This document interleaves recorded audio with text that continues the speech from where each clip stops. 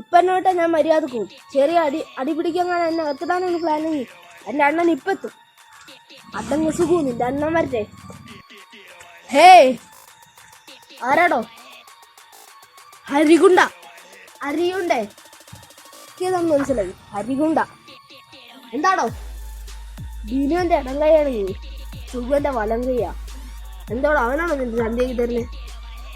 മര്യാദക്ക് സംസാരിക്കണം. വീട്ടിൽ കയറി പണിയും പറഞ്ഞു കൊടുക്കണ്ണ. അല്ല അണ്ണാ വയറ്റത്ത് കൈ വെച്ചിരിക്കണേ.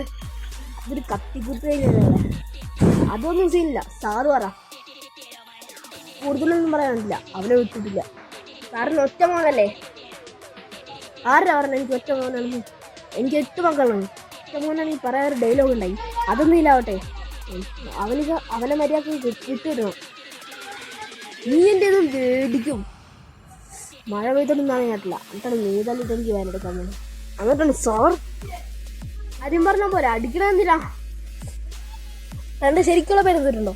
ഉണ്ടാ അല്ല ഹരിയുണ്ടാ. തന്റെ ശരിക്കുള്ള പേരുണ്ടോ? സുമേഷ്. പൊക്കിളെന്താ പറ്റിയത്?